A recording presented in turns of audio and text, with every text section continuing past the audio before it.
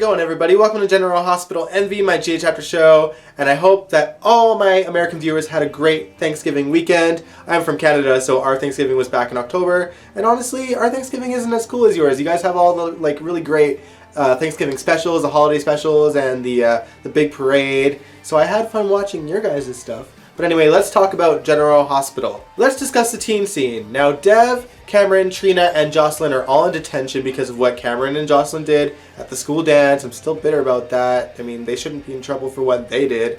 But anyway, I digress. The four of them have a big discussion about secrets, and Dev has a bit of a slip-up and calls Sunny his uncle instead of his cousin, and Trina and Cameron confront him, and Dev spills the truth that he is an illegal immigrant and that Sunny is doing him a favor because he saved his life in Turkey and, you know, the whole 9 yards. This is kind of bad. Now, if the truth comes out about Dev, these two young kids will have their whole lives turned upside down for keeping this a secret. It's just, not good at all. At least through this potential drama, the four kids are going to have themselves a Disney Plus night, and honestly, big mood. I love Disney Plus. It is amazing. I watch it every single night. Y'all should get it because it's just a nostalgia overload. They are not paying me to say this. I am just a big Disney kid myself. Up next, we have to talk about Jocelyn's grandfather, Mike. He is not doing good. Stella visits him at his, at Turning Woods, I think it's called, just to see how he's doing, and he's just in his own world. He's just so lost, and Sunny and Carly are there. The scenes, so heartbreaking. Max Gale, who plays Mike, is just, he's just so good, and it's just so hard to watch these scenes. I mean, it's a scary thing that, you know, Alzheimer's just progresses. There's no, you know, reversing it. It's just, it is what it is. It's going to get worse and worse and worse, and we've come to the worst part, you know.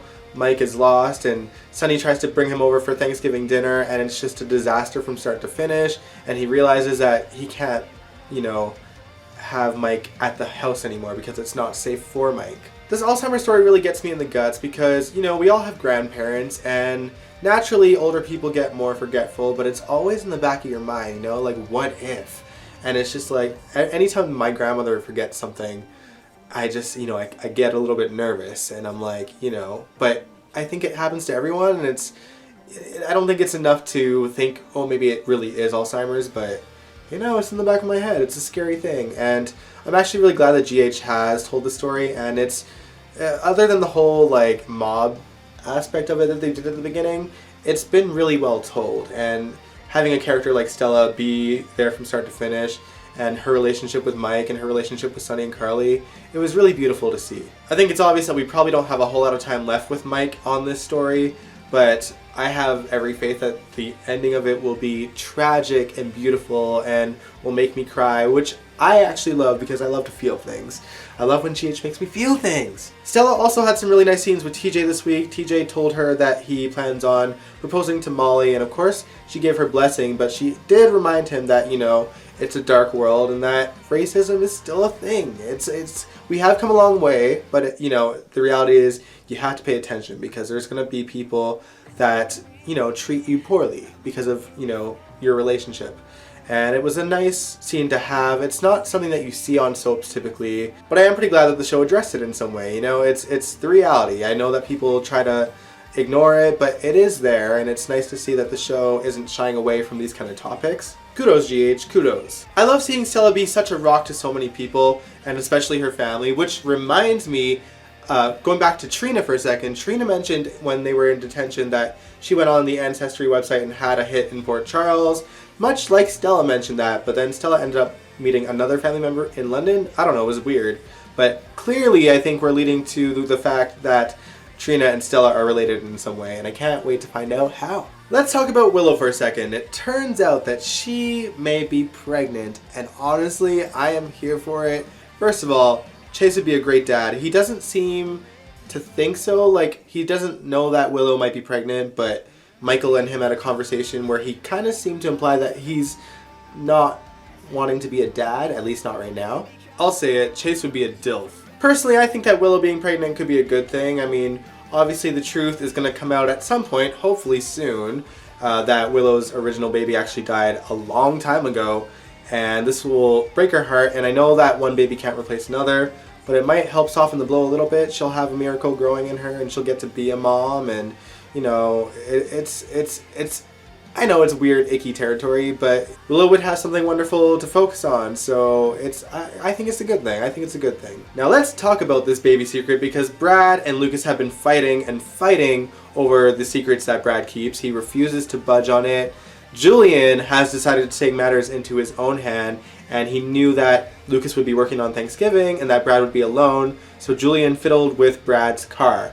Unfortunately for Julian, Lucas is going to be heading back to Brad's house because Brooklyn convinced Lucas that he should be fighting for his marriage and, you know, go and be with them on Thanksgiving because it's important. Brooke, your heart was in the right place, and I'm actually really glad that the writers remembered that Lucas and Brooklyn had a relationship, but you may have caused one of them to die. And I say that because it turns out Shen, Brad, is out at GH. We don't know what's going to happen to his character or when he's leaving, but we know that he is leaving. The actor confirmed it himself on his Twitter, but we don't know if he's going to die. We don't know if Lucas is going to find out the truth and Brad, you know, leaves town. Whatever it is, I just hope that the secret comes out. But honestly, I'm so convinced that they're going to drag this out into, you know, eternity. And it wouldn't surprise me if Brad just dies with the secret or leaves town with the secret intact, which will piss me off to no end. Do not do this to us, writers. Let the truth come out. Let the explosion happen. It needs to happen now. We had a brief check-in with Frank and Drew this week. Obviously, we learned that he's going to go through with the surgery, and Elizabeth is really happy about that. But he did get invited to the Quartermains to have a Thanksgiving, you know, dinner with them, which is probably going to be disastrous. I'm sure we'll see it on Monday. But yeah, anyway. We seen Franco have a conversation with Andre Maddox at the hospital, and Andre gave him the chance to back out, but Franco's actually going to go through with it. Andre goes to Anna's house for Thanksgiving dinner, and Peter is there, and he hears that Franco is going through with the surgery, and obviously this means that he's probably going to try to stop the surgery in some way. They're not going to make this easy at all. Honestly, can Peter leave too? I'm so down for Peter leaving the show. I mean, I'd take Brad back and, you know, shove Peter out the door if I could. Alright, now let's get into some Cassadine madness. So, Valentin had learned through Ava that Jax and Hayden were also looking for that painting of Helena Cassadine, and Valentin invites Hayden over to offer her $250,000 to reveal her information about what she knows about the painting, and she was going to go through with that offer. Nikolas was listening in the background, of course, and basically convinces Hayden that she needs to go into hiding, and then, when Hayden is by herself on the docks, she gets attacked. And all signs pointed to Valentin until it was revealed that Nikolas hired that guy to scare her. And he actually did scare her into leaving town. And I'm so mad, like, because as you guys know, Hayden and Rebecca Buddig are out at the show as well. And she had to basically bring all of Violet's things to Finn and Anna's house and discreetly say her goodbyes. Those scenes were so well played. Rebecca killed it. I could see her heart breaking. That was probably the best performance she's done on the show. Like, my heart broke for that woman. Like, just to have to leave her daughter behind for her safety. And she left a note for Finn to find the next day. So Finn learns that basically he's got a daughter full-time now, out of nowhere.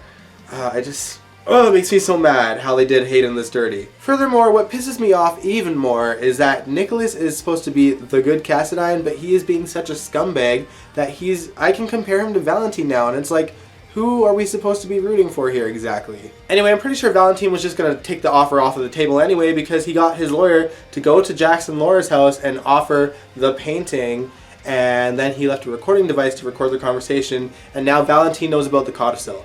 So that just frustrates me more because, of course, Valentin will probably win again, and this is just all for nothing. I'm so sick of Valentin getting away with everything that I'm willing to root for Nikolas, despite the fact that Nikolas is also a scumbag. I just want Valentin to lose once. Just once. That is all I ask for. He's gotten away with everything he's ever done. I just want this one thing. Please just give me this one thing. Please, that is all I want for Christmas. Finally, let's talk about Alexis. So as you guys know, Alexis has been poisoned with rat poison by Kendra, and Neil pretty much figured that out himself as well, and Kendra was still visiting Alexis, and Alexis was pretty scared and suspicious of Kendra. So when Alexis did get to check out of the hospital, she followed Kendra all the way to the gravesite where Kendra was visiting Kiefer's grave. And that's when Alexis finds out that she is Kiefer's sister, but Kendra knocked her out with a rock, and it was pretty hilarious. But yeah, Alexis is in danger. Shocker there. Neil and Julian were having a conversation about Kendra because Kendra was at Charlie's pub and throwing something out, and that's when rats started dying around his alley. So they're probably going to put 2 and 2 together and realize that Alexis is in danger. If only every other story on the show was going as fast as this Kendra storyline. I mean, they're pretty much at the climax of it already, and yet we're still here almost 2 years later waiting for the Wiley secret to come out. So learn from your mistakes, GH. Let's keep up the pace here for everything. Anyway, what did you guys think of General Hospital this week? Let me know in the comments below, and if you like this video, give it a big old thumbs up, subscribe if you want to, and I will catch you guys next time. Bye!